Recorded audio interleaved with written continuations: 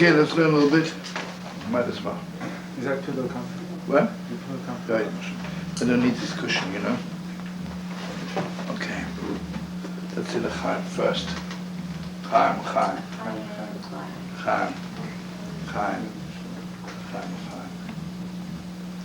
I always say the same thing, you know, when you sleep, you don't know why you sleep, but at least when you wake up, you're less tired. You eat and you don't know why you eat. In the meantime, you're less hungry, right?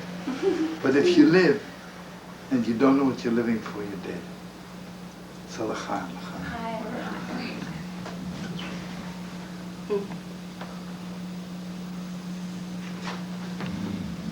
Shlomo? Yeah? Besides wanting you to be here all the time, surprise guest just arrived. You have to guess who it is. Couldn't be the Messiah. Hey, brother, it is. Brother, what's happening? You remember Michael? No? The good old days, you remember Michael, my top man? Remember Ethel? No? How could you not? Oh, brother. At least they're honest. So, brother, we have a special chair here for you. Mamesh guarding it like mad.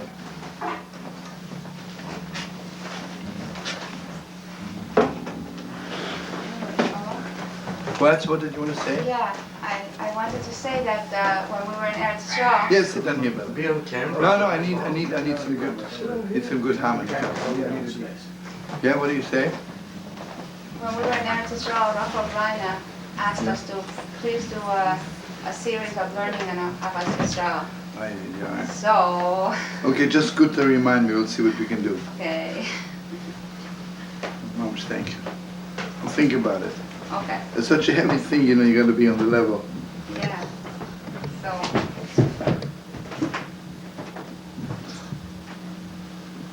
maybe all of us can help each other to be on the level. Yeah.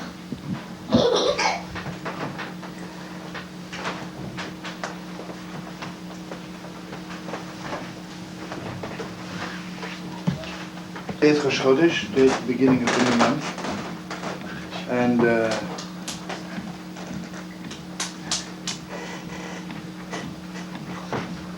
okay, we'll have to you have to forgive me. I'll throw a lot of things at you. Doesn't have to make sense for 2 kids, right? You know the 12 tribes. The 12 months are divided by the 12 tribes. And this month is the tribe of Menashe, the first son of Yosef. Go into it in a second. The letter, and also every month has a special letter. And the letter of this month is letter Nun. And above all, which is the most important, you know, every month we have to fix something. And the fixing of this month is fragrance, smelling. Let's put it this way. You know, sometimes people live completely surrounded by such terrible smelling air that they forget already what good smell is, right? Or some people are completely immune to smell, right? Sometimes you wonder, some people, right, can they live like this, right? But their smelling system doesn't work. So this month is a fixing of smelling. And also, this is the only month of the year which has no holiday. Every month of the year has a little holiday. You know, Chamishos B'Shvat, Chamishos B'Av. This month has absolutely no holidays. Because this month is reserved, when the Messiah comes, this will be the month where the Holy Temple will be initiated. So it's in waiting. Okay. What is the whole idea that we Jewish people counting after the moon, not after the sun? And also everybody knows that the beginning of this month is always between Parshas Bereshis and Parshas Noach. Parshas Bereshis is we're reading about the tree of knowledge, tree of life. And then next Shabbos we're reading that the world was so bad that the master of the world had put the whole world in the mikveh. The whole world was drowning in water.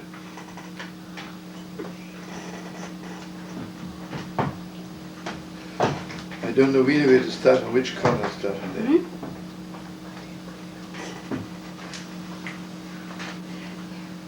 Good, start on there. Yeah, what's she saying? I said I like that idea. About what? Putting the world in the mix. Yeah, that's the whole thing. Yeah. Okay, I need you to open your heart. The sun and the moon, what was going on with the sun and the moon?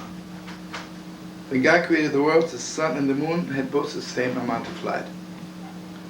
So the moon complained to God, says, just isn't fair. Like 2 kings have the same kind of kingdom. So God says to the moon, okay, it's a good idea, so you make yourself smaller. So stupidly, the world says, oh, God was punishing the moon. Doesn't make sense. God could should have told me it's a good idea. It's not a good idea.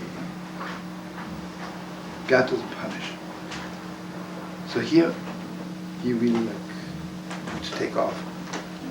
You been sitting in an airplane You're sitting on the runway and then takes off. Right now we have to take off. Hey, what's going on? Come in here. How you doing? Thank you. Good.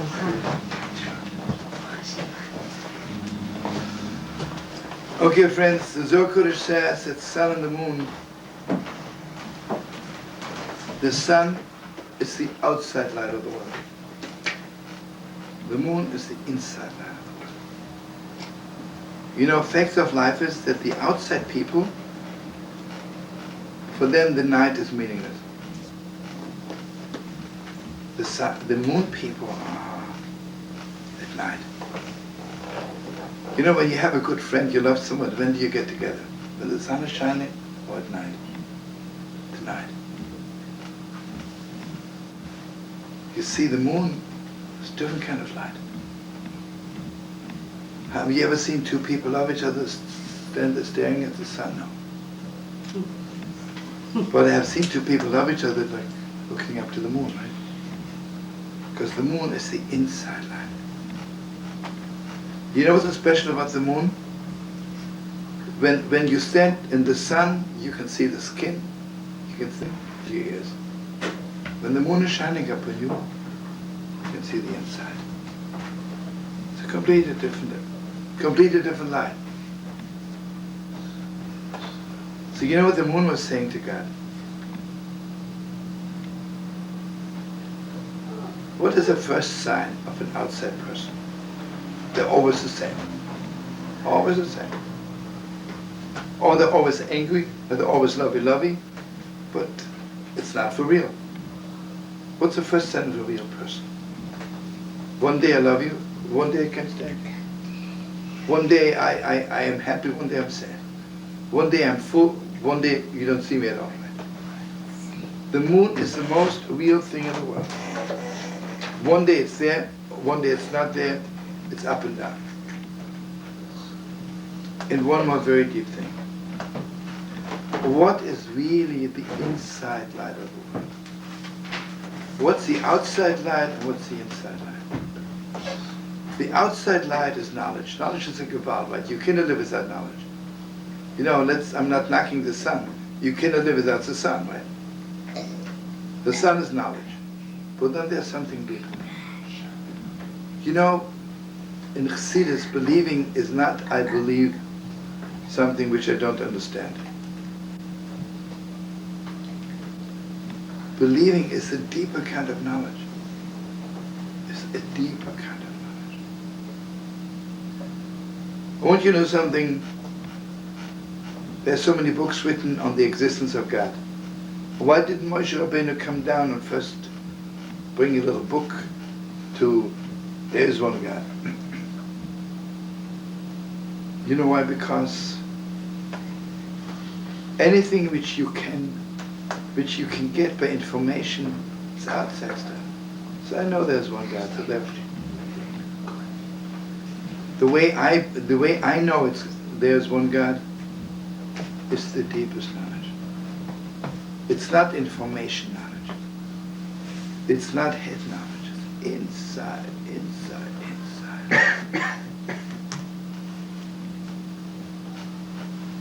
You know what it is?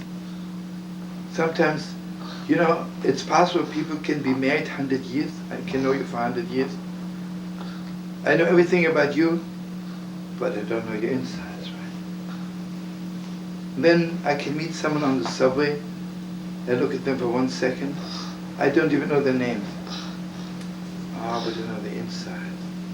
Inside of the inside. Oh, so deep. So you know what it is? We always pray that the light of the moon should be as big as the light of the sun. What world are we living in? We're living in a world for who information, knowledge is bigger than believing. The world is always knowledge, right? Information. You know when Mashiach is coming? It says, "V'harecha b'yos Hashem," He will not judge But what he sees, he will not judge by his nose. Different kind of judging. Different. And I want you to know the deepest depth, that the moon is called the Nirvana, but actually in the prophets called Yoreach Mavaya. Yoreach comes from the word Reach. You see, the sun is knowledge, and the moon is smell. Something. And they don't mean just smelling like physical smell, inside smell, yes. You know, sometimes you meet a person and they look good, they speak well and everything, but your inside, your nose tells you. Your nose tells you there's something wrong with this person. Sometimes you meet a person, maybe from outside they don't look so good, but your nose tells you, something special. You see, when children are born, they keep their eyes closed. You know what they're telling the world? They're coming from heaven. Heaven doesn't use eyes. Heaven judges only by smell.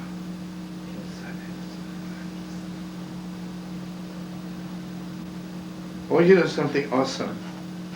Little children, before you die for them, then you won't say they smell awesome. No. They still smell the best, right? There's something so sweet about them, right? Because even when they don't smell so good, it's just outside not so good, just so sweet, right? Every baby smells good. When they get older, never, and we teach them 1 and 1 is 2, we send them God forbid to school, you know? Should never happen. Oh, there, we're doing that, children. That is my sign, you know, I always tell my friends, that will be my acid test when Mashiach is coming, if it's the Messiah. If the first day he closes all the schools in the world, then it's the Messiah.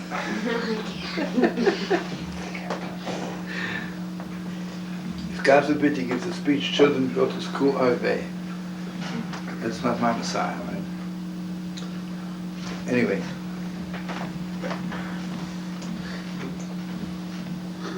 And here one more thing. I want you to know, friends, there's 2 very, very important things in the world. There was taste, and there was smell. Everybody knows the Torah of the Bnei Yisachar. When Eve saw the tree of knowledge, she saw it's good, the apple looked good, she liked the tree, she tasted the tree, and she looked at the tree, but it doesn't say she smelled the tree. Usually a fresh apple should smell good, right? Because the Gemara says, smell is directed straight to the neshama. Only my neshama, my heart, right? So, you know, the tree of knowledge has no smell at all. And one more very, very important thing. God says to the snake, you'll only eat dust. So everybody's asking, hey, this is unbelievable. It means the snake has always what she needs. Gevalt. Never we have to schlep in order to make a living, break our bones 100 times a day, and here the sister snake is sitting there and she has everything. Well, my most humble answer. You know what God says to the snake? Not only when you eat dust, it'll taste like dust. Whatever you eat will taste like dust. I can take you to the most so-called kosher Chinese restaurant. It tastes like dust. You know, sometimes I'm privileged to perform a wedding. I'm in one of my most dust-like weddings. He is the professor of Judaism, Jewish studies never. Not Jewish, it's not studies, you know. He has one daughter who came to us for Shabbos. So she wanted me to be Masada Kiddush. It was so beautiful, it was in a garden. It was beautiful. A wedding, you know. This girl waits for 20 years for the wedding. It's supposed to last for eternity. You in a hurry? After 50 minutes, the father, the big professor, says to me, Rabbi Kalbach, you better hurry, the soup is getting cold. Because the feast was in the house. And he had invited a few rabbis. Maybe today I would have not said it. I'll say, I don't think you deserve that someone like me should marry off your daughter. I think you should better take one of your rabbis. I walked away from the chuppah. After the chuppah said to him, you know something? You're a snake. You know why? Because you didn't taste your daughter's wedding. You didn't taste your daughter's wedding. I pity your students. Learning about your Judaism, it's snake Judaism. Okay, he never spoke to me, never spoke to me. One snake less, The thing, what we did for the Chosn Kala, we made sure Brochus the next day on the Moshav. It's gevalt, we unsnaked everything. Sometimes you wonder, you don't understand what's going on with people, right? Don't you taste it? Don't you taste how good it is, right? Some people go to Israel and then they come back and say, yeah, we bought a lot of bargains in the shuk. Not to be believed, right? Not to be believed. No, listen to this is awesome.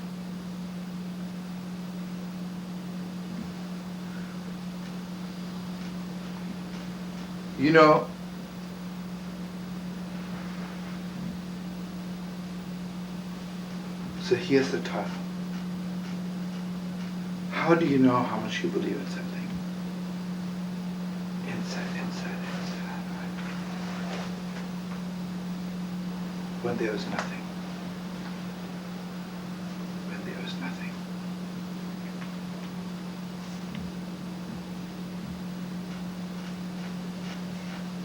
When we came back to Eretz Yisrael from the gas chambers, it was nothing.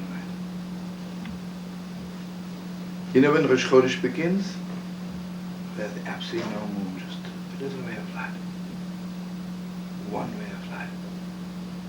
And here is the deepest time in the world. When the moon is full, everybody sees it.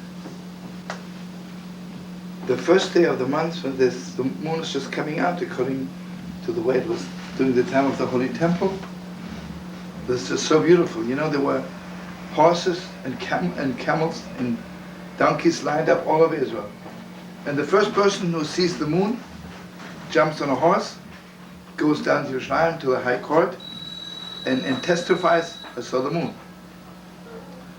So just imagine it, a Yid sitting up there, maybe in the Golan Heights, somewhere on the Hermon, a Yid, Mamesh, just about giving up. Suddenly he says, it's the moon. He runs down, jumps on a horse, and goes down to Yerushalayim. Another is a Yid in Beersheba.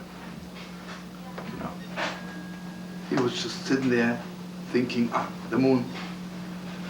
And the Medrash says, those two people became the best friends. Then they would tell each other, you have a son, you have a daughter. And it was so special, right? This connection between the two witnesses. But let me ask you, why should all of Israel believe those two? Those two people might be drunkards. It doesn't say it has to be the Amshon of a Rebbe, the Lubavitcher Rebbe. Either, right? You know what it is? The moon is utmost believing. You know what I believe? That one day the moon will be full again. What keeps us going? What keeps us hidden? What keeps us going is we Mamesh believe that one day the moon will be full again. One day the world will be fixed. But then there is one more thing to it. Knowledge doesn't have this awesome longing for more. Yeah, a little bit. With the moon, the moment it's full, it goes down again. Because the moon says, Master of the world, I want more light than this. I want so much deeper. So much more, so much deeper. So the moon, and I want you to know, according to Zohar Kodesh, it's not the same moon. You know, if you know every 30 days they make a new bracha of the moon, it's not the old moon. It is literally a deeper light. I want you to know something, the deepest depth. This is a Torah from Tzedek HaKohen, from the Ishbitzer. He said, I heard it from the Yitzhak Kodesh, heard it from Light of the Prophet. He says, on the outside, the world becomes more and more right, more and more non-religious, more and more unholy. But this is the outside. On the inside, the world becomes more and more refined. More and more refined. You know, it's crazy. Like, we will never be as religious as our grandparents. What we did on the outside. On the inside, what we need of God today, what we need of Yiddishkeit, is so much deeper. Also so much deeper on the inside. Inside. You see, it's clear to me and to you, you know, that the Orthodox Jews have not taken over Israel yet. Because they are coming with the outside Yiddishkeit from 100 years ago. And you know, some of the people in Israel went through so much, you know. I have to tell you something awesome. I think I told it to Shlomo. During the war in Lebanon, you know, it's a privilege to play for soldiers. One day it was Mamesh quiet, and we had like sometimes a helicopter, sometimes a truck. I was traveling with a lot of musicians. We go like, you know, during the war in Lebanon, they didn't have 1,000 here, 1,000 here, 20 here, 20 there, you know. So we're going like from here to there. And I meet, without saying anything bad, I meet the rabbi. I say to the rabbi there, chaplain, what's going on? So never he meant that I meant if the food is kosher. So he says to me, unbelievable. And now we have even kosher salami and everything. In the middle of a war, and there's soldiers, young people who are ready never to give their life 100 times a day. I mean, sure they should eat kosher salami, but this isn't what I was asking about. So I said to him, those kids have nothing to do. Are you teaching them something? He's supposed to be the rabbi. He says, they're not interested. They're not religious. I had on me $10. I said, brother, you want to bet for $10? Says they are. I said, depends what. If you go up to them and you say, I want to teach you how to wash Negerbas in the morning, they're not interested. But I had a sefer from Rav Kook with me, from Holy Rav Kook. I said, you want to bet for $10? There was a big cannon, you know. You have to sit there and watch really strong, you know. You cannot just read the New York Times and watch a cannon. So there was this young man sitting there, you could see on his face that he ate last Yom Kippur. Obviously he's not into it. I walk up to him and I said to him, are you busy right now? He says, right now I have 15 minutes on. I say, you want to learn something real holy and sweet? Oh, I says, please. I'm so hungry for something. One year I learned Rav Kook a lot of times. I didn't cry over every word. His tears were flowing like, not to be believed. I wish every word was getting into his heart. I mean, it's nicht wurscht, da geht es Messias Nefesh, right? The level is all right. So you see what it is? We always want more. The moon, every month it wants more. So God gives him light and it's really like full. Moon says, no. I need more than that. I need so much more. So here I want to tell you what is nose knowledge or what is head knowledge. This is the deepest. Because everybody's asking, what's wrong with the tree of knowledge? Aren't you supposed to know what's right and what's wrong? And how can you live without knowing what's right and what's wrong?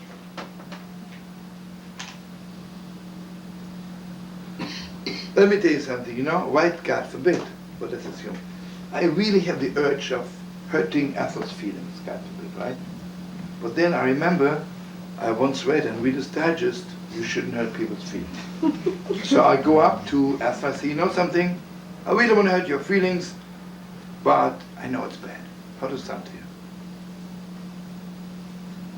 That's the tree of knowledge. It's outside knowledge. I read it, I heard it, someone told me. You know what the tree of life is? I also know what's right and what's wrong.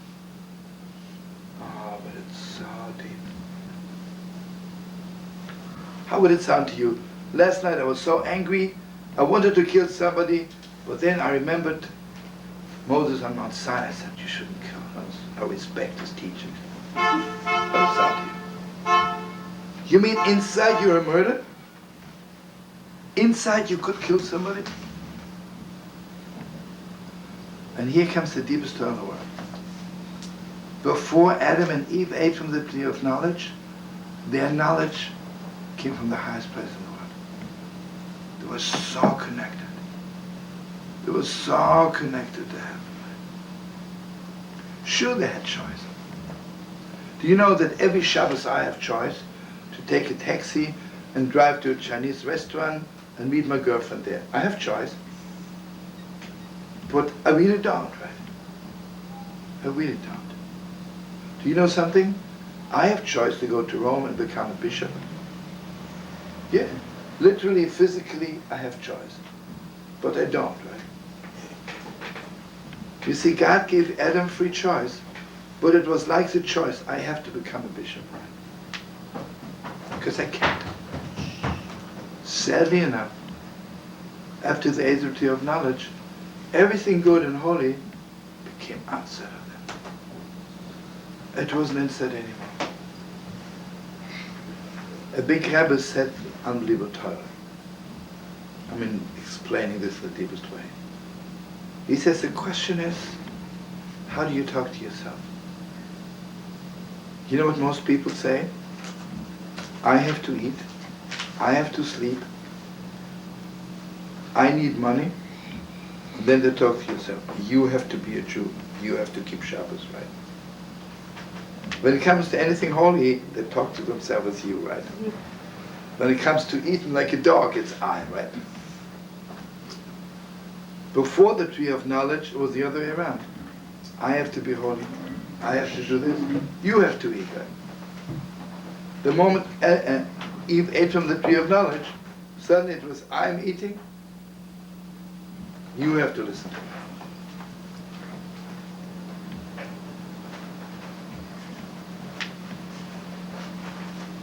One more very deep thing.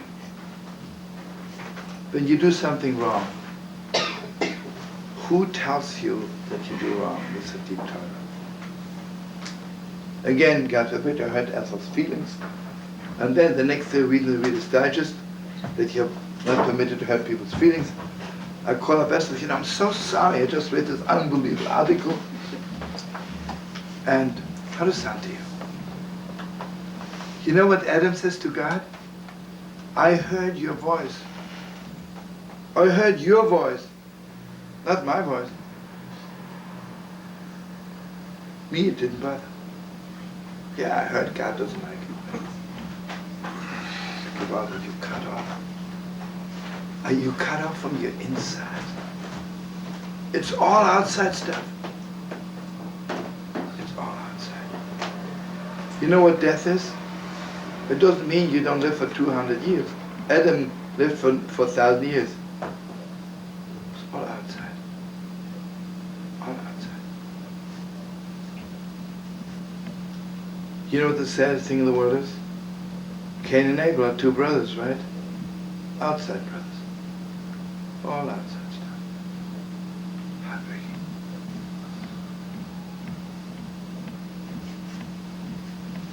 So here comes the fixing. The fixing is, went slowly.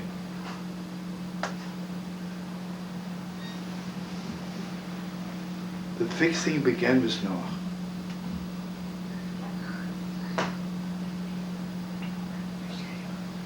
You know what the flood is? outside of the outside of the outside of the outside.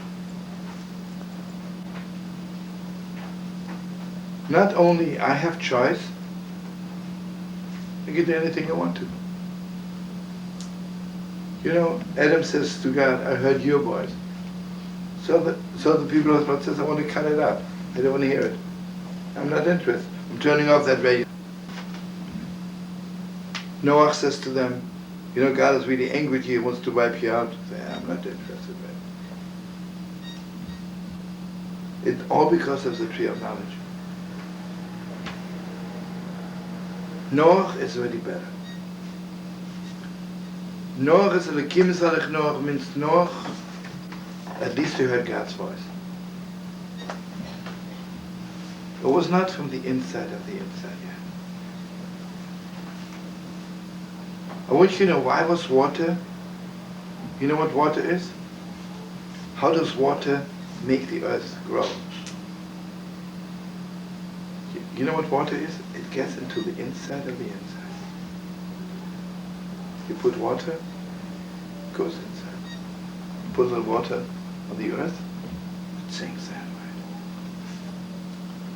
And if you remember, the Gemara says, Zerkush says, but Noach in the ark was shocking like crazy, because basically the water was telling him, Noach, basically you should also drown, but God told us not to drown you. And I want you to know the deepest depths. Why did Noach, you know it's crazy, Noach had 120 years to make the world better. God told him to build an ark, 120 years. People would see him build the ark and he would tell them, hey, what's happening? Reserved seats only tonight. I do that. Hey, don't fall.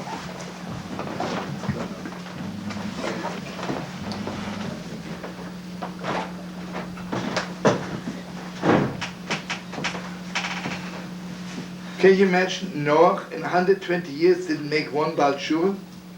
Not one person? Avraham Avinu made thousands a day and he could in 120 years. You know why? Because Noach is still outside. Noach is still outside. You know what Noach says? Noach didn't say to us, you know what, inside you're so holy. Why is your outside cut off from your inside? When you want to make a person better, you start from outside, you start from inside. You know what the difference between medication and food? It's very simple. Food works from outside to inside. Medication, especially injection, what's an injection? Put it right into your bloodstream, right? Right inside. Inside, right? Noach had no words for inside. So he thinks on the outside they are bad, so they're bad, nothing you can do. Why did Avraham say to God, when Avraham heard God wants to destroy Sodom, he says, give me 50 tzaddikim, give me 50 holy people, I'll change the whole city. Give me 10. Let's put it this way. Why are we believing that one day the Messiah is coming? And why are we the one who told the world one day there'll be peace in the world? Because we know that inside, the tree of life tells us inside people are so good. Maybe the outside is rotten to the core. Just the outside. Inside. Inside.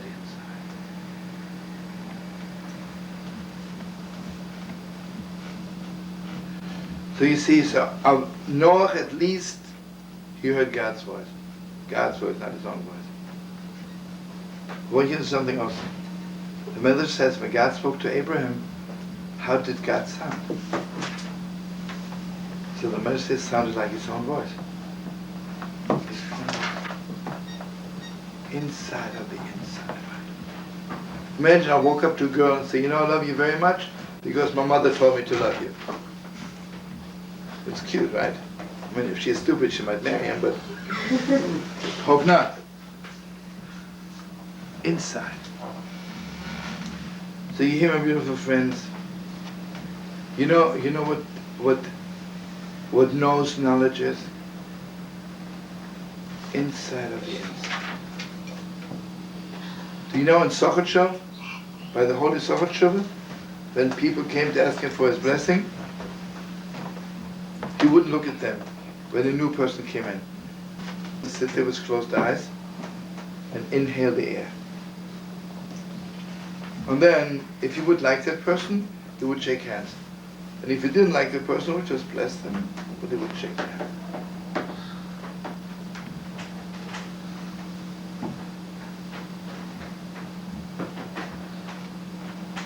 I want you to know the inside knowledge, inside. This is neshama knowledge. It's not head knowledge. And I want you to know this month, Menashe, is the same letters like neshama, right? Menashe, but it's neshama. That the fixing of the word is, you know, what is a soul person? A soul person, a neshama person is somebody, something else. Right? And one more very important thing. The more outside a person is, the more they are separate from another person. I mean, can you imagine how much outside the people of the flood was? When I walk on the street, I see somebody else with a beautiful wife. I kill the man, I take the wife. This was like going on the street. The time of the flood was just, I think God knocked out the world because it didn't eat kosher. They were the lowest. The lowest. Absolute people had no right. Everyone was doing what they wanted. Nothing right. You don't exist. I'm the only person who exists. What's a neshama person? A neshama person is, and here I want you know what water is all about? This is Mamesh, the deepest. Water has no plural. In English there's water and waters. In Hebrew there's only mine. Do you know that, have you ever seen water? Take one drop of water, you pour another drop over it, the first drop moves aside, make place for the second drop. Water, one drop is so much for the other drop. Water is always two drops. The marble was just, and here you hear what it is. When a person smells bad, that's the bit.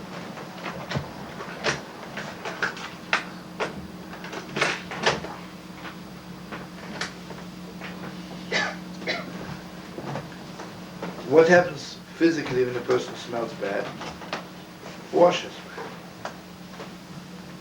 The closest to smell is water. Which water? Let me ask something else. You can go to a Chinese restaurant that tastes good. Does anything taste better than fresh water in Switzerland, in the mountains? Something else, right? Because it's heavenly. It is heavenly. And here I want you to open your hearts, and I'll tell you this from the Svasamis. You know the difference between wine and water? Very simple. Water, it's only good when it's fresh, when it's the way it is untouched by human hands. You know what the mikveh is all about? It is water untouched. The moment it's touched, it's not good for mikveh anymore. Wine is the other way around. The more you work on it, the better the wine tastes. And the older it gets, the better it is. So listen to this. Do you know on Sukkot we're pouring out water over the altar. You know what water is all about? Until Yom Kippur, hey, gevalt. How you doing, brother? Until Yom Kippur, I thought, I have to work so hard to be a Yid. I have to work so hard to be a mensch, like wine. That means basically I'm not. I have to work so hard. What happens to me after Yom Kippur? I realize on the contrary, the way I am, if I would only shut out the outside, the way I am, water, sit there. You know, imagine, you know, I'm always telling my friends, you know, there are two things God is teaching us in heaven before we are born. Let me ask you, I had the privilege of being present. A woman had a baby, and the first thing she did, she told the baby two things.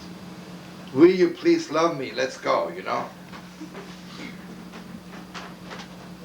And then she said to the baby, I want you to cry. Because it says in all the books, the first sign of a good baby is it cries. Have you ever heard this? You don't have to tell a baby to cry, and you don't have to teach a baby how to love. Because these are two things which are so heavenly. Only God can give it to you.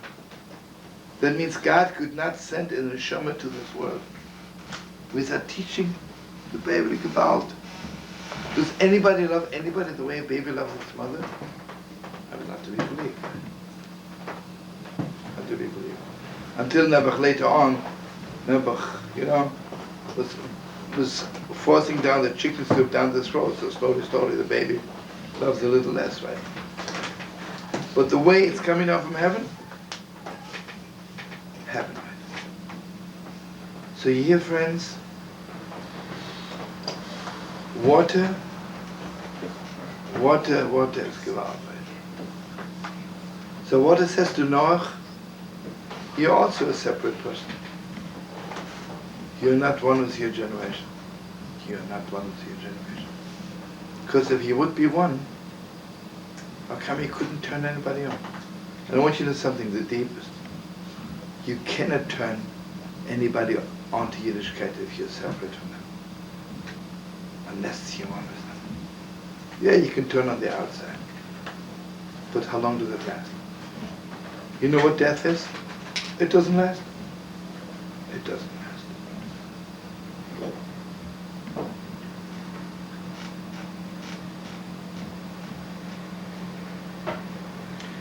But then comes Avraham Avinu, right? Avraham Avinu is something else. So here, friends, after Noach came out from the flood, then he thought he's already the master of wine also. You know what he wanted to do? He thought, you know, I'm good inside. It means I don't have to work. Are you wrong? Gevalt, you have to work. Because the real truth is, you need both. Yeah, I'm gevalt inside, but unless you work hard, the water gets polluted, the water gets dirty, and you smell bad again.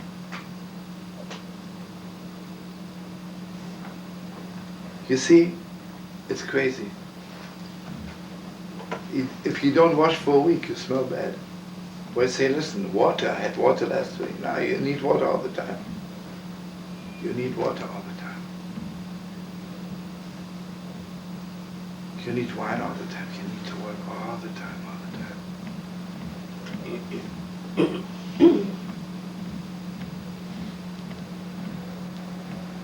Anyway, I just want you to know.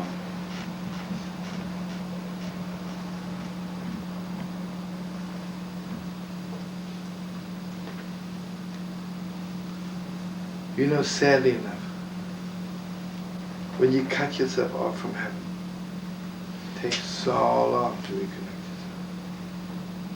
It takes so long. I tell you what, last week, I took a cab to Penn Station, New York. And he's a cute taxi driver, but Nebuch, he doesn't know. So 1 second, he wasn't careful, he made a wrong turn. Do you know how long it took us to get back? 45 minutes, and I missed the train. One turn.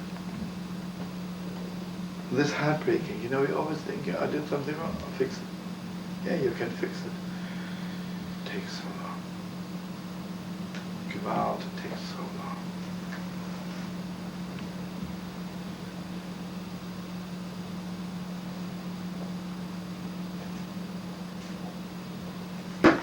And you see Noach, when he came out from the flood, he said, oh, now, there's a new world. It doesn't need fixing anymore. You're wrong. Even you need fixing. You need also fixing. But you sure ach Noach and Avraham Avinu, the same Noach? I mean, you go through a Holocaust and you're the same? I don't want to say anything bad. You know, what's wrong with all the people today who have so much interest in the Holocaust? You know what the problem is? It's all outside stuff. Not inside. Not inside stuff. I don't want to say anything too bad. I'm giving a concert at the university, and they have Holocaust studies. And this lady who's teaching literature of the Holocaust is a very beautiful lady outside. In the middle of the concert, she's going to make an announcement. Good. It's very charming, you know. See pictures. But the beauty parlor has fresh lipstick, like water, you know, not like wine from yesterday, but not fresh. The level of water. Anyway, and she goes on stage and she says, anybody here would like to sign up for the Holocaust? She meant Holocaust studies. What kind of words? Where are the tears? Where are the tears? What's going on there? It's all outside stuff. You know what it is? You know what the tree of knowledge is? Death. That suddenly we are more concerned with death than with life. Everybody talks about death, right? Everybody talks about the past. Come on, right? You know what it is? Why all the Yidden running for Maske Neshamas, for memorial service? My Bob is dead. I got to run to shul, right? I lost my position because of that one time. My first teller. I said to the Yidden, "That's right, so cute. You're all coming in for your dead bobbers. What's about your living children?"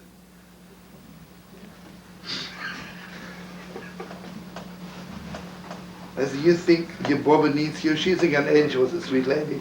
She'll be okay. But look at your children, the way they grow up. They're the cutest kids in the world. You don't teach them anything." So the board meeting decided that they didn't like my. Anyway, Malut Absham. Imagine, God forbid, I would have not lost the position. I would have maybe never started playing guitar, you know. Mm-hmm. So I owe them my future. So you see, friends, what it is. I want you to open your hearts again. Why did he make the golden calf? The golden calf, that everything happened with the tree of knowledge, because it wasn't fixed yet. Do you know you can stand before God and hear every word, and still doesn't reach you? It still doesn't reach you. You know, friends, how much you have to Mamesh pray and cry and turn yourself over 1,000 times. Master of the world, let me have the privilege. Let me have the privilege that the Torah should reach the deepest depths of my heart. So you know what we're doing? I want you to open your hearts. On Yom Kippur, God gives us the Torah again. But you know what? You can learn the Torah again on the level of Tree of Knowledge. So I'm sitting in the sukkah. You know what the sukkah is? I connect myself to the Lord. In the sukkah, I'm completely surrounded by heavenly knowledge. L'man yedidot sechem. In the sukkah, I don't want to learn the Torah which resulted in a golden calf. I want to be completely surrounded by different Torah. And what's the first sign? The first sign is that in the Gemara says, God wants all of Israel to sit in one sukkah. I want all of Israel to sit in one sukkah. Then I want you to know something even deeper. Even deeper. Do you know on Sukkot we're bringing 70 sacrifices to fix the world? You know, it's very beautiful. Rav Kook says in Unbelievable Torah, you learn it 1,000 times. It's very beautiful we're angry at the world, right? Why aren't we angry at ourselves sometimes? What are we doing for the world? What are we doing? You know, the deepest terror in the world, Cain killed Hevel, right? But Brother Hevel,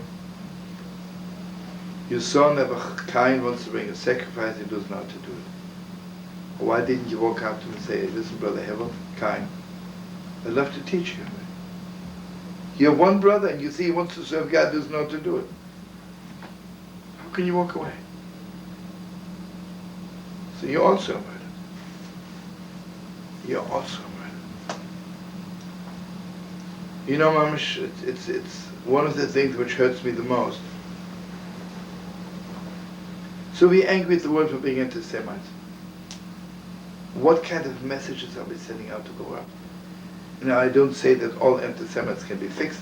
I'm sure that a lot of, the real ones, we don't need right now. I'm talking about the world. You know, I told to Shlomo, it was heartbreaking. One, without mentioning names of places, one church during the war in Lebanon sent $500,000, $1 million to Israel. Then they said, please send us a messenger from Israel. So they sent a young officer to explain to them the strategy of the Lebanon war. This is not what they wanted. They need the Amshnover Rebbe to go there. They wanted to hear a word from God. The Dvar Hashem Yerushalayim. You see, Cain wants to kill us, but he's not stupid. He's angry. We never gave him the message. So on Sukkot, while we're sitting in the Sukkah, Mamesh are fixing the world. But then comes Simchas Torah. Simchas Torah is the deepest. You know, friends, I can know every word of the Torah, and it's still on the level of tree of knowledge. It's outside knowledge. It's Kol Choshemati. I heard God's voice. What's about your own? What's about your own? What do you think? What do you really think? And again, friends, it takes so long until God's voice becomes my voice, my inside voice. So the fixing is on Simchas Torah. Torah, I take out the Torah. I'm not reading it. I'm just one with the Torah. Oh, the Torah is so good. You know, friends, when I receive a business letter, I don't know what it says until I read it. When I get a love letter, even before I read it, I know what it says. And I'm dancing with the envelope. On Simchas Torah, we are so much one with God. I don't have to read it. I know every word. I know every word. You know, the Gemara says when the baby is in its mother's womb, Mamesh, they teach the baby the whole Torah. Then the baby comes out, forgets it, but then you have to learn the Torah again, not on the level of Reader's Digest or a study group, Jewish studies, or advanced Talmud. I saw this unbelievable cartoon. Old rabbis, new rabbis. Old rabbis, Talmud, advanced Talmud. New rabbis, fundraising, advanced fundraising.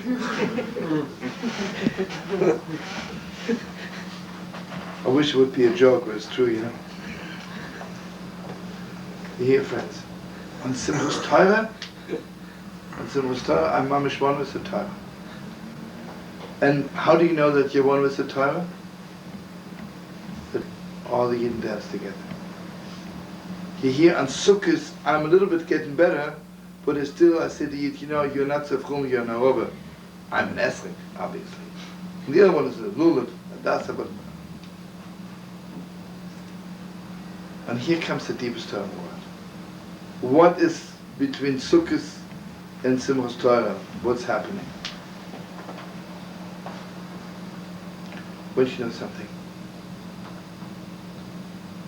There are certain things I can say with words, and then there are certain things I can say with actions, and then there are certain things that are so deep. They're just there. Deeper than anything in the world. Deeper than anything. You know what kind of the Torah I receive on Simcha's Torah? The deepest Torah in the world. Deepest Torah. Inside. And I want you to know something. And it's the deepest.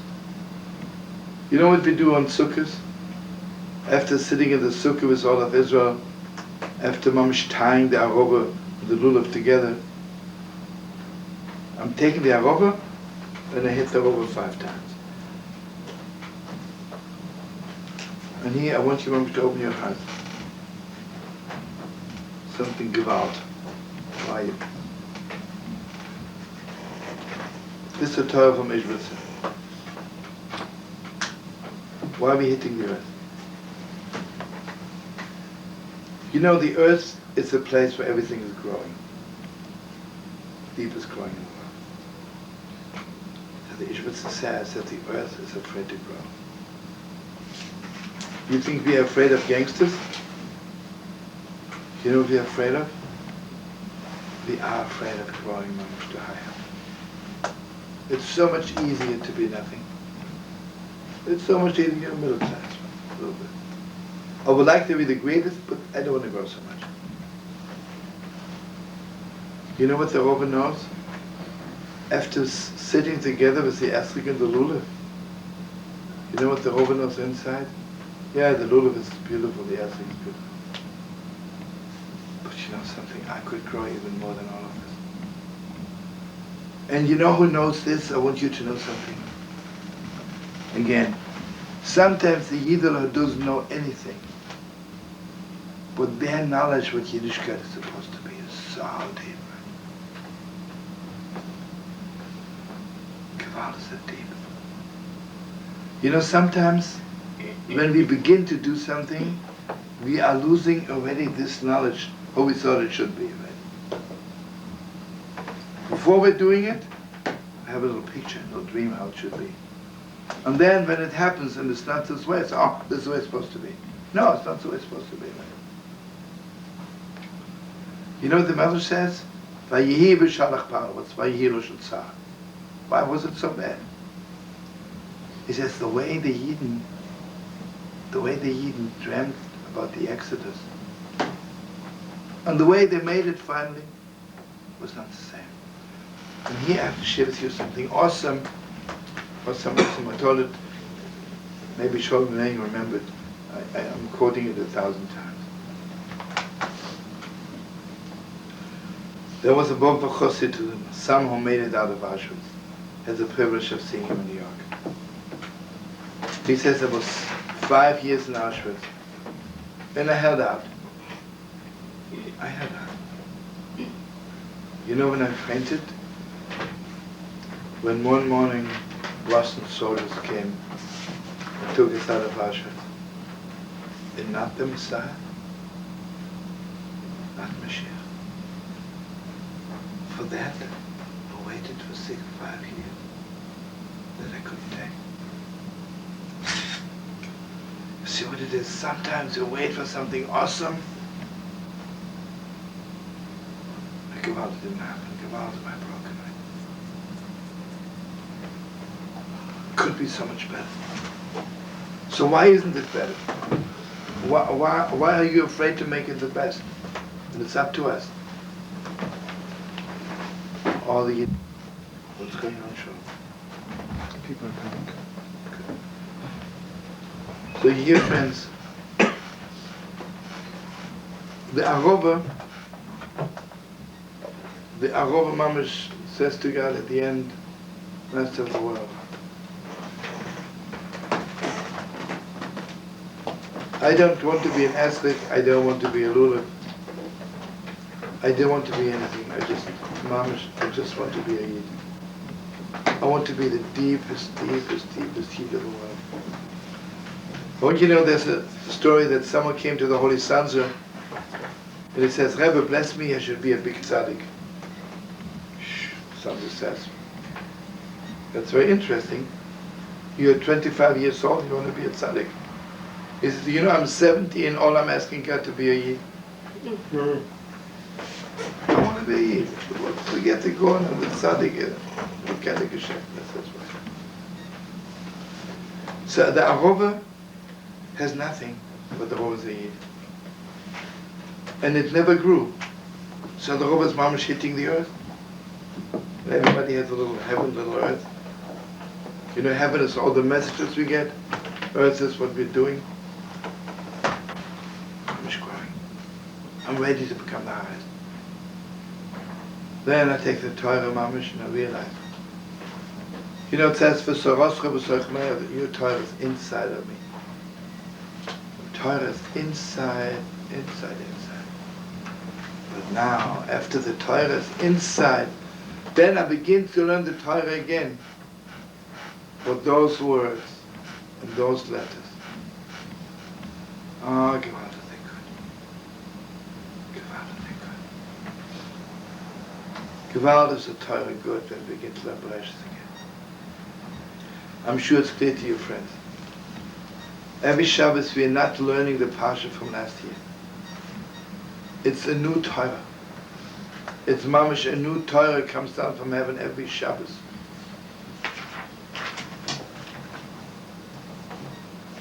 You know, imagine we would sit up there in heaven and we would listen to all the Torahs coming down every Shabbos. You're reading the Parsha for 4,000 years and still new Torahs coming up? Unbelievable. And one more very special Torah. You know something? If you're not connected to the Torah, you can't make up Torahs on the portion of the week. Can't. You know what the most unbelievable thing is? The Bible is translated for 2,000 years. Have you ever seen a priest or bishop coming up with a real good commentary on the Torah? Not one. Can't. It's not their Bible. We are glad to share the Torah with them a little bit. They can make them. They're not inside. Not inside of the inside. You know what inside of the inside is? You know, growing, you can't put the seed on the earth and it's growing. It has to be inside. The Torah has to be inside.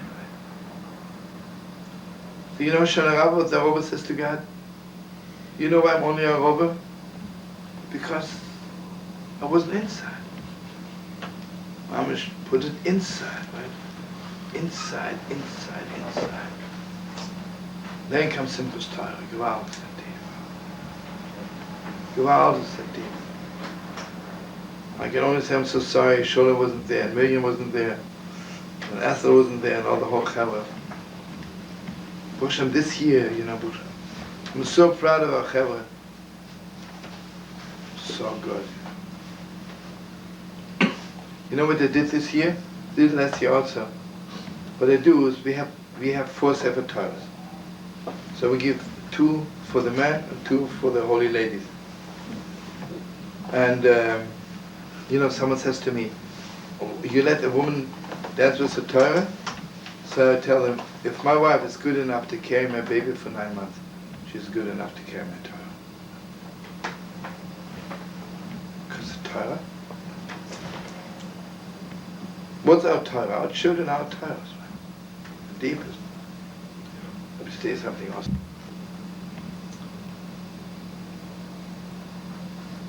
One of the biggest rabbis, I forgot his name. Mamesh, you know, but sometimes in Koznitz, hey brother, I do. You know, no, but sometimes they had selections, and sometimes they started making themselves sad. They didn't even bother having selections. Thousands came on the trains and just pushed them all in. So never this Rebbe took a Torah with him. Never he had a Torah with him. And the ones they're on the way to the gas chambers. So the Nazis came and took the Torah away. So he looked around, and there was a little boy of 5. Carried him. This is the real Torah. This is the real Torah. So you see what it is? Well, you know what I'm telling you? You know what they did this year, and that's the also? We're giving out Gemaras. Why do you have to dance only with the Torah, dance with the Gemara? And then we give it all we give it all this form. And every person who was dancing with the Gemara, with the Sefer, had to promise that they will learn at least 10 pages. 10 pages of that Sefer.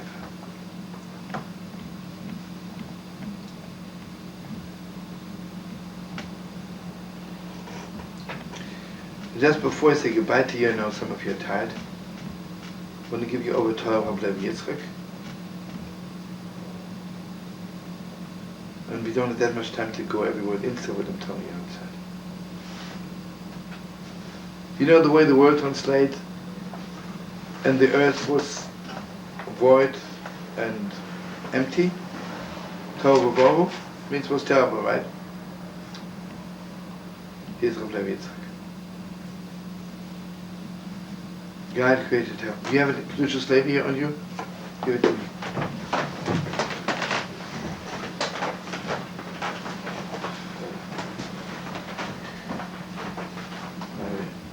Can you hold that still for another 5 minutes, folks? Or 5 minutes?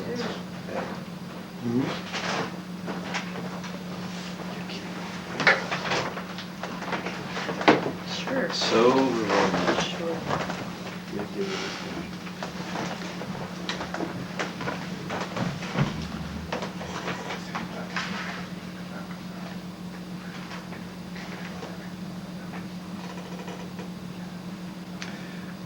It's too long to go over the whole thing.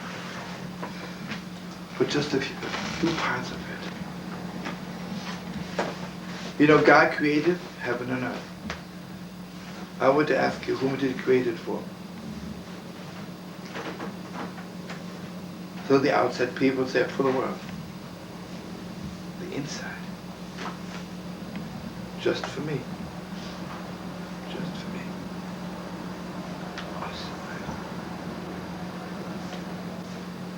So He says, you know what happens to you when someone says to you and you understand it, but it's beyond your understanding.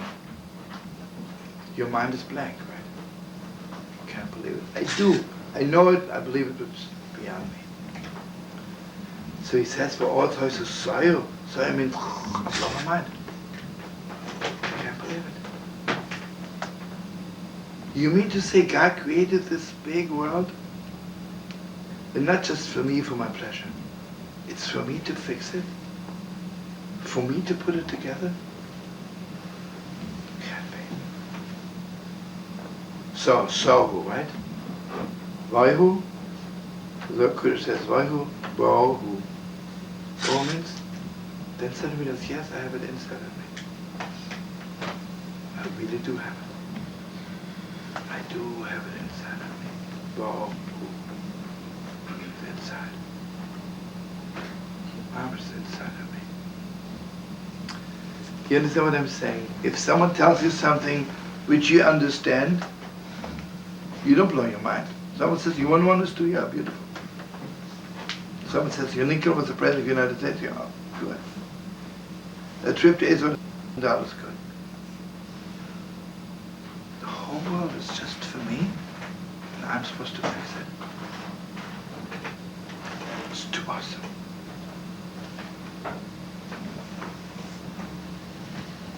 I want you to know something.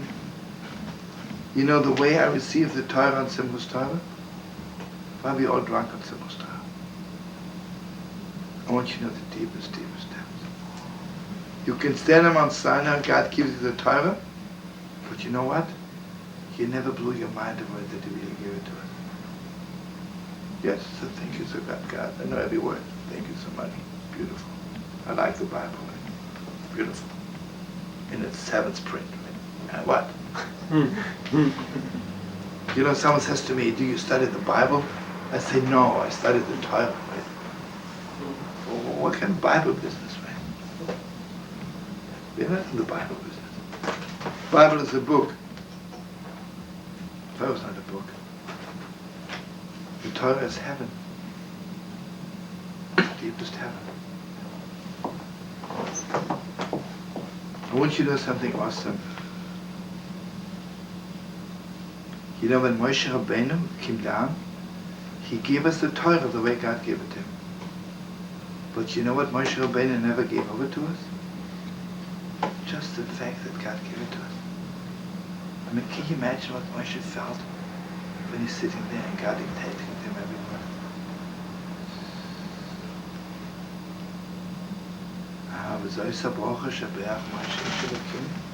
You know what the Rebbe said? You know, not that this is the blessing which Moshe Rabbeinu gave us, and Moshe is the man of God. Moshe blessed us that we should be Ishulakim. We should become divine beings. Ishulakim. God gave me the Torah. Can't believe it. I can't believe it. So you hear what it is? Until Simchas Torah, in a Shana Rabbah, Mamesh, I'm receiving the Torah from the highest level. And then Mamesh, after Shana Rabbah, I know it's Mamesh inside of me. After I hit that over, Mamesh, gevalt, what I could do, gevalt, what I could be. Gevalt, what I could be. And you know, my beautiful friends, I know you share my feelings. Gevalt, what we even could be in the world. You know what God wants us? It says, "Noble b'goyim nesaticha." God wants us to be prophets. V'holchu goyim rab la'arav, and all the nations will follow your life. So why aren't we? Why are we holding back? Gevalt, are we holding back? Gevalt, are we holding back?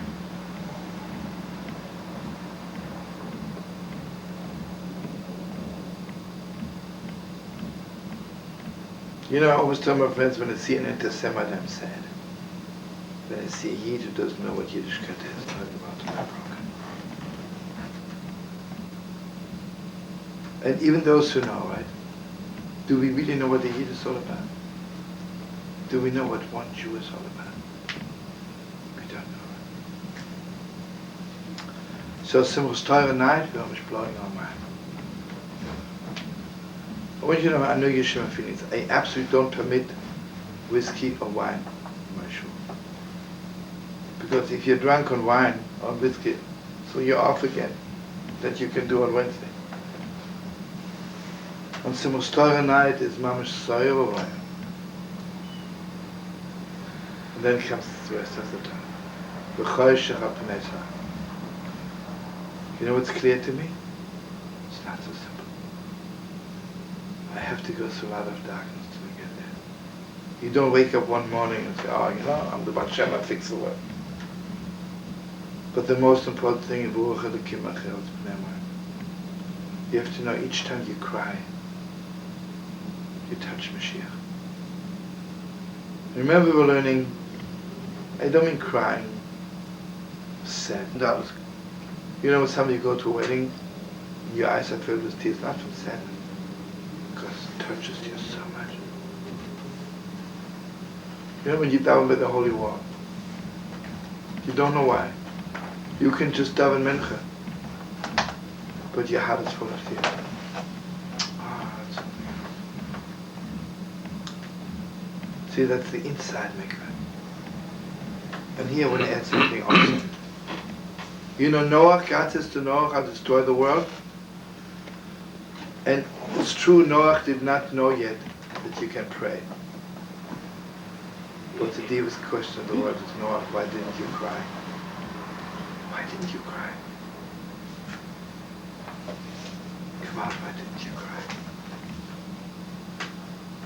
So the water was so angry at Noach. He didn't even cry. I want you to know something again. There was a meeting, some outstanding people got together a few years ago, and they said, "What's happening? 80% of our young people are not interested in Yiddishkeit, and everything is wrong. What are we going to do?" So everybody gave a speech. By mistake, at the end, they felt a little bit sad. They didn't ask me to say something. So Rabbi Carl, would you like to say something? Against my better wishes. I was sitting there in Spirkus. I said, you know something? You're talking here like you're talking about the recipe, how to make Apfelstrudel. Where are your tears? Where are your tears? I didn't see anybody crying. What's going on?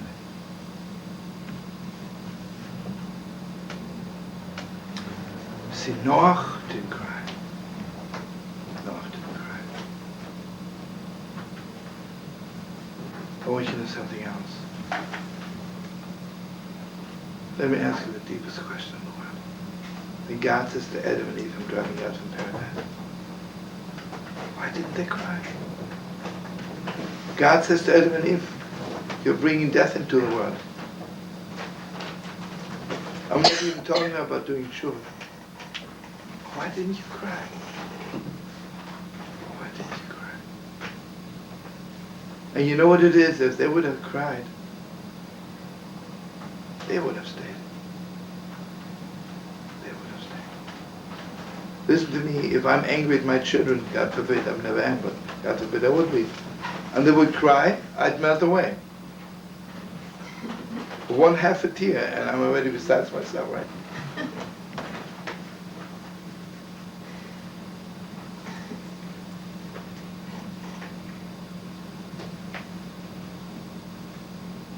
You know what it is? The tree of knowledge has no tears. It's good or bad. It's right or wrong. It's very scientific information. Where are the tears? You know the world? When they heard they killed 6 million Jews, they just want to know exactly how many were killed, how they were killed, and where. I don't remember the United Nations got together in August, and they were told in Auschwitz they're killing Jews, but then they realized it's before the summer vacation, we'll get together again in November to decide. Okay. Why should they cry? It's a tree of knowledge. It's death. And here I want you to know the deepest depths. And God says to Chava, to Adam, when you eat the tree of knowledge, it says, Moist Thomas, you will die, you will die. You know what the Zohar Kodesh said in Rashi? The tree of knowledge is not dying after 100 years. Until you die, you're also dead. You're dead. You have no feeling. Void of feeling. No crying. Have you ever seen the world? What does the world call a mature person? Someone who doesn't cry. Well, you know something? I not really ever thought of killing anybody, but there were times when I wanted to kill someone. I mean, not really. Could have. For me, when children are crying, your mom should cry with them. You don't ever, ever tell your child you're too old to cry. You know what that means? I'm killing that baby. That means I don't want you to feel anything. I want you to be dead. Remember one time I came to the house, and the Shlomo was crying, and there was a person sitting there and says to him, you're now 6 years old. You're too old to cry. I was Mamesh ready to. But never. I looked at this person. I should cry over this person. What kind of stuff? Never where they are, right? The moist Thomas, the dead, right? Dead people. You know what was the biggest fixing in the world? When God says to Avraham, I'll kill Sodom, and they're the worst. Gevalt is Avraham really crying. Gevalt is he crying. Gevalt is arguing with God. You need a lot of guts to argue with God, right? And here I want you to know the deepest depth. You cannot argue with God on the level of choice. You cannot say, I think about it, I meditated, and I'm disagreeing with God. You know the way you have to operate with God? I can't help it. Kubashim, you're wrong. I can't help it.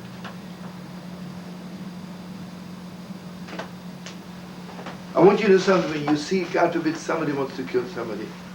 You operate on the level of choice. Because, let me ask something else. If somebody is drowning and you save their life, is it choice? You mean to say you had choice to walk away? Have no choice. See, he was going as medicine, enough choice. Could be good, could be bad. God says it's bad, it's bad. From Avinu, and here I want you to know the deepest depths. This is Mamesh, the deepest depths. Why was Avinu praying for Sodom? Because everybody knows Lot was in Sodom, and the granddaughter of Lot is Ruth, the mother of David HaMelech. The mother of Mashiach, the ultimate redemption of the world, comes from Sodom. From the worst place in the world. Do you know what the deepest depth of Mashiach is? I don't love you by choice. I don't pray for you by choice. I can't help it. Can't help it. Because I want you to know the deepest depths. After God says, I'm destroying Sodom, by choice, Avraham, who believes in God, should say, okay, that's what God says. You know what the Mamesh says? Avraham shaved some kaimai. He went back to his place. It doesn't mean he went back home and he had a real balanced breakfast, right? Avraham shaved some kaimai. He was still crying for Sodom. He didn't give up.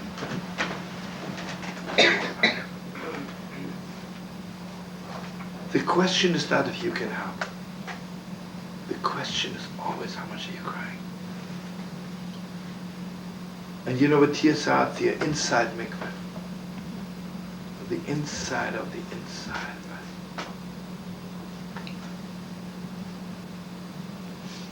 You see what it is? The Lord says to Sayam, I can't believe it. Vavu means inside. Inside tears. Mamesh, the spirit of Mashiach is over the inside tears. Not outside tears, you know. I wanted to go to a Chinese restaurant, it was closed. I feel so bad, right? I'm not talking, this is not mikveh tears. I'm talking about inside tears, inside.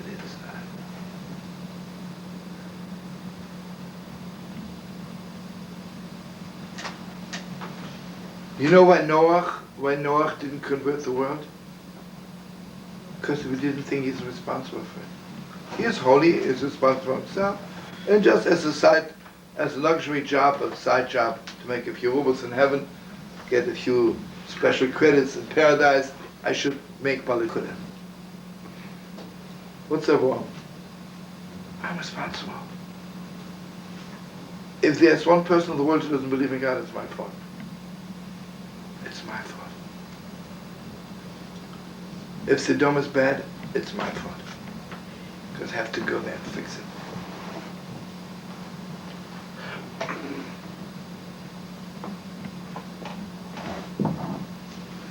Anyway, just want you to know one more thing, just the most beautiful thing in the world. When Yaakov came to Yitzchak to take the brachas, it says, Yitzchak says, Rei reich b'ni kreich sodeh.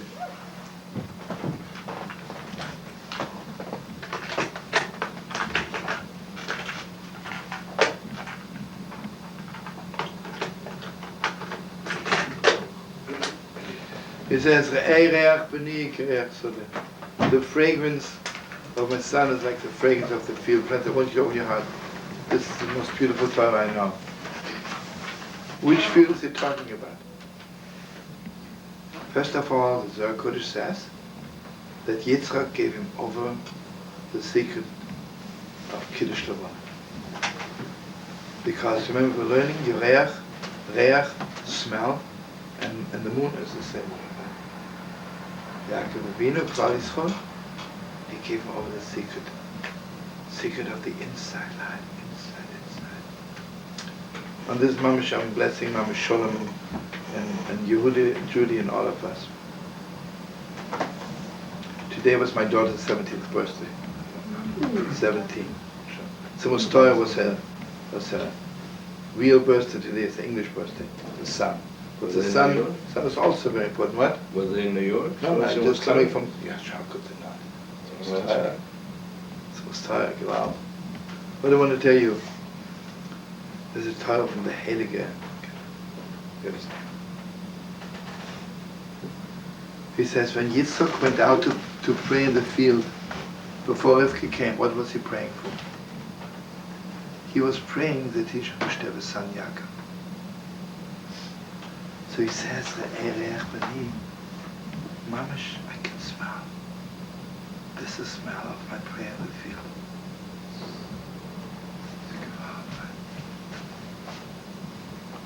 What is the deepest Mashiach prayer?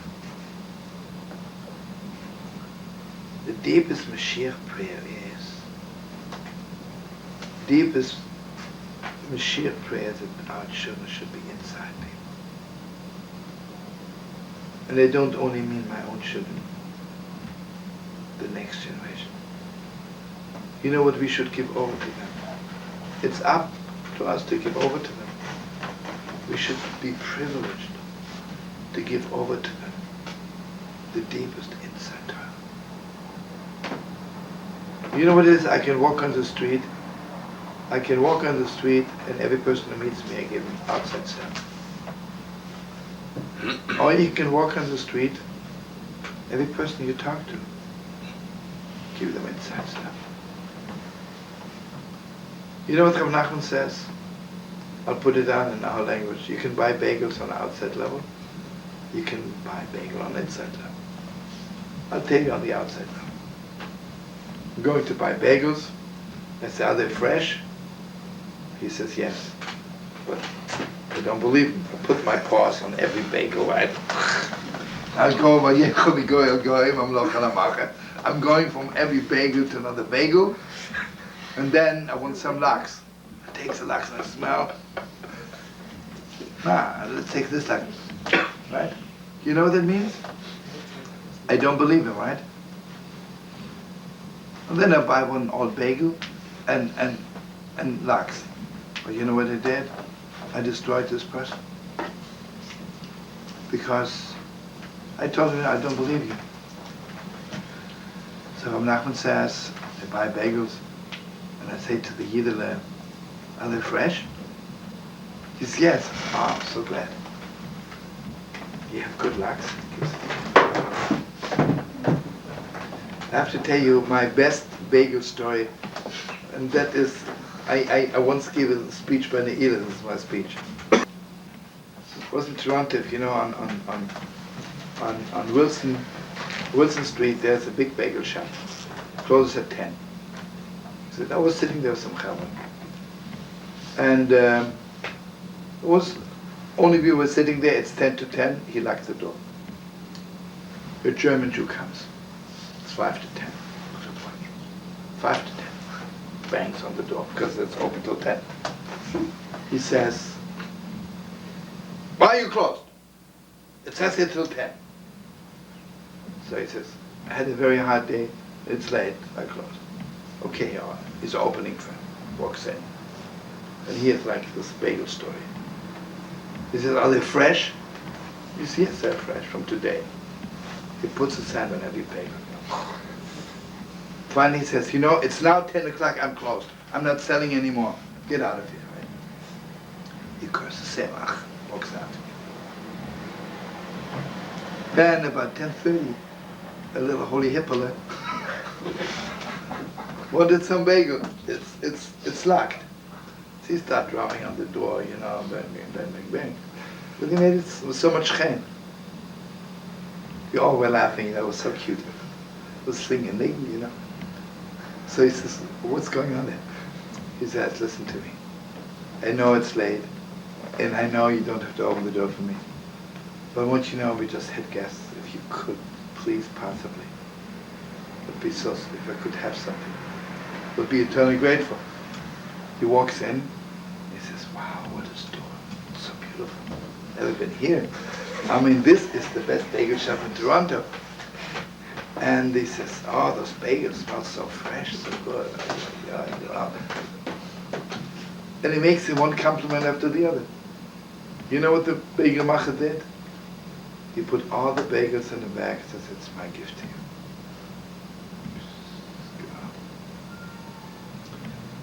So I said, Ban Ile, there are two ways of handling the last prayer. Someone says, God, you're closing up. You're supposed to be open until after the Ile. What's going on? God says, I had a hard day, all the Yidden are cracking. Okay, I closed a little bit early. He says, what's going on then? He says, I want this, I want a good year, I want a new bank account. God says, right now I'm closing, right? Wow. Then come people like us, gevalt to be late, 45 minutes after the time. Oh, you say, Master of the world, we know we're late. We have no right to disturb you anymore, but gevalt. The word is so beautiful, the Torah is so holy. Gevalt, the worship says, here I'm taking all my bagels, and I give it to you. Anyway, let's sing one more good song. Beautiful. That's my guitar.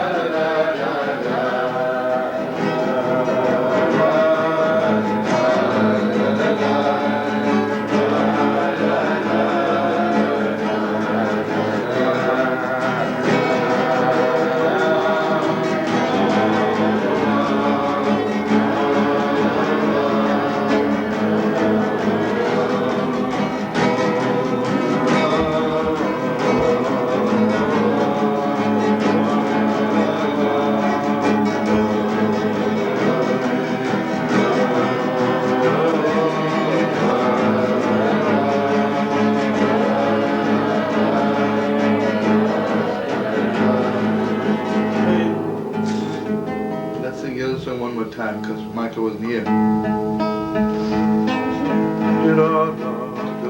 have to take, I think I told you, my humble little dream. The Mashiach is coming, right? Have you seen those big movies, the Tsar of Russia or the Austrian Kaiser, where they play awards? So here on one side is Kaiser, his wife, and the Crown Prince and his wife. Then they begin the awards, and the Mamesh dance together. So when Mashiach is coming, David HaMelech comes with a harp, Avraham Avinu, the Holy Mother's soul, Yitzchak, Yaakov, and Abraham, Leah, all the tzaddikim, right? Because then we fixed the whole, not dancing together yet because we haven't fixed yet the Chadei Tzedah, so the Montreal. One day it'll be fixed. Big gevalt. So anyway, my secret hope is David HaMelech will call me over and say, hey, you want to play a waltz? How could I not, right? So this one I'm going to sing. One of the few I'll sing.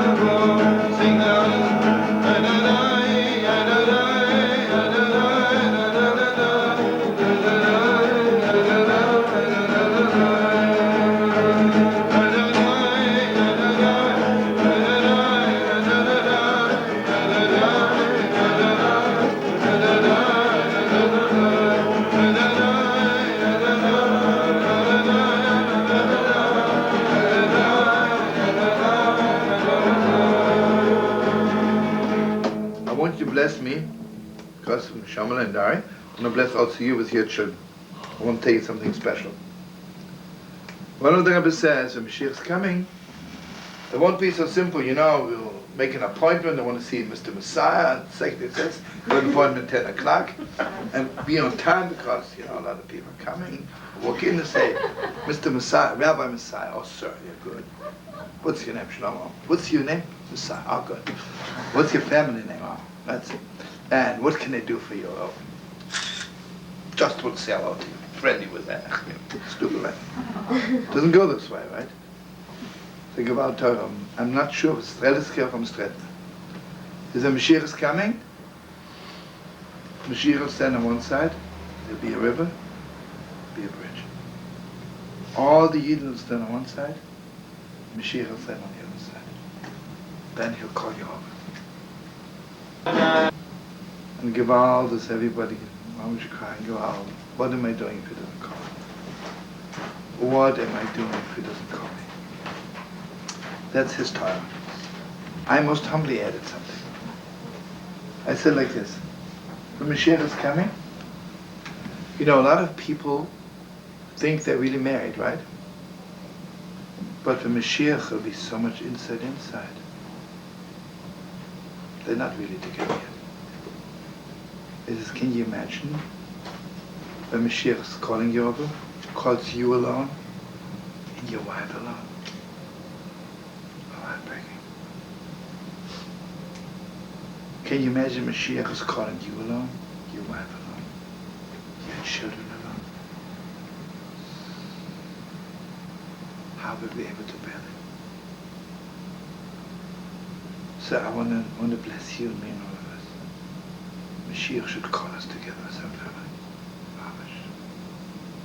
That's the highest blessing. The highest. The deepest.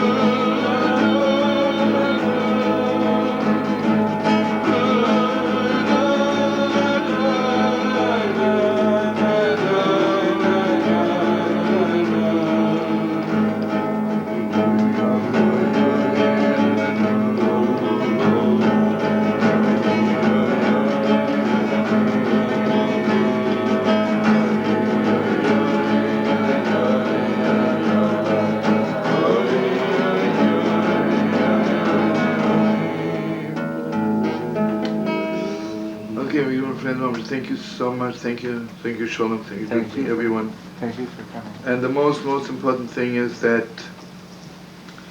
we should not be afraid to grow. We shouldn't be afraid to be the highest, the deepest. And we should always blow our minds every second. The information people who have everything in their head are not worth an onion. Gotta blow your mind. Total overload. Gotta blow your mind, and you have to know you have it. You can almost do it. You have to blow your mind that you can do it. What a privilege.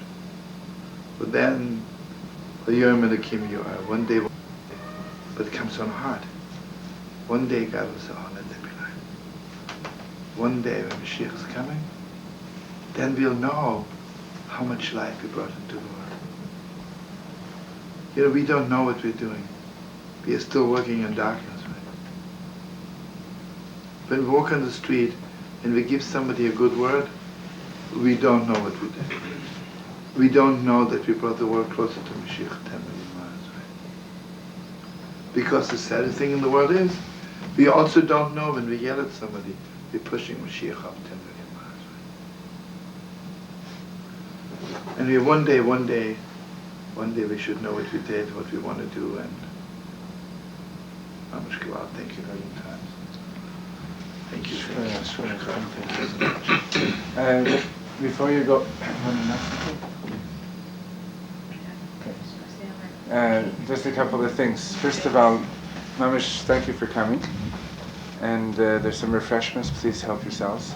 There's also some cassettes available for sale and some books available for sale. Some can only be ordered. And if you haven't had a chance to contribute something yet for the evening, please do so if you can. Yeah. May I extend an invitation to everybody, anyone who is available tomorrow morning at 10:30 at Maimonides Hospital, on the main floor in the synagogue. There will be a beautiful concert by our Brother Mini. dear Rabbi Shlomo. 10:30 tomorrow morning, Emir Hashem, at Maimonides Geriatric Center, which is on Caldwell and Coates and Luke. Under the leadership of Brother Michael. No. And one more thing Messiah may be there. that we have a weekly Torah class here. In the past it's been on Mondays, but this year we might change the date. So please, if you're interested to come, could you please leave us your phone number, and also if we don't have your number so that for next time the Shlomo is coming so we can contact you, please leave it with us. Thank you so much.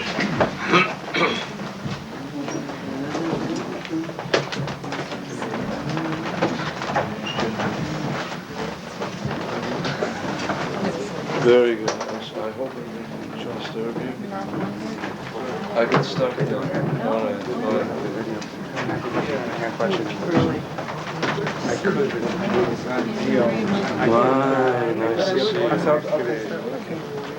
Listen, the last part I'm going to take, I'll give it back to Judy tomorrow morning. I'll take the last one. You want to put on the bottom? Thank you so much. What are you doing? Huh? What'd you break? I just patched up here. It shouldn't be erased. No, but Len...